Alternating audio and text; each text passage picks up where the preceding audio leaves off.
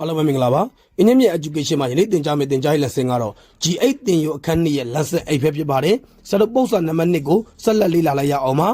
နံပါတ်ကကြီး -1/3 the whole square into -1/3 the whole square into -1/3 လို့ပေးထားပါတယ်အခြေတူချင်းမြောက်ရင်ထညွန်းချင်းပေါင်းပါတယ်ထညွန်းချင်းပေါင်းလို့ရရှိလာသောတန်ဖိုးသည် -1/3 the whole power 5ပဲဖြစ်ပါတယ်အခြေ minus ဖြစ်ခဲ့ရင်ထညွန်းကိုကြည့်ပါတယ်ထညွန်းသည်မာဂိမ်းဖြစ်သည့်အတွက်အဖြေမှာ minus နဲ့ထွက်ပါမယ်1သည်ဘယ်နှထပ်ပဲတင်နေ1ပဲဖြစ်ပါတယ်35ဓာတ်ဤတန်ဖိုးသည်243ပဲဖြစ်ပါတယ်ရရှိလာသောတန်ဖိုးကိုပြောပါဆိုရင် -1/243ပဲဖြစ်ပါတယ်နံပါတ်ခါကွေ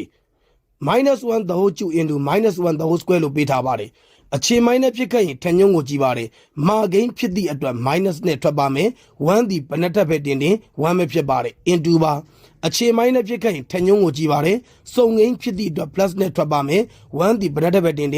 ပဲဖြစ်ပါတယ်ရရှိလာသောတန်ဖိုးကိုပြောပါဆိုရင် -1 ပဲဖြစ်ပါတယ်ယနေ့သင်ကြားပေးခဲ့တဲ့ပုဒ်စာနံပါတ်2ရဲ့နံပါတ်ကကြီးနဲ့နံပါတ်ခါခွေရဲ့ရှင်းလင်းချက်ကိုနားလည်လိမ့်မယ်လို့ထင်ပါတယ်အားလုံးကိုကျေးဇူးတင်ပါတယ်ရှင်လန်းချမ်းမြေ့ကြပါစေဗျာ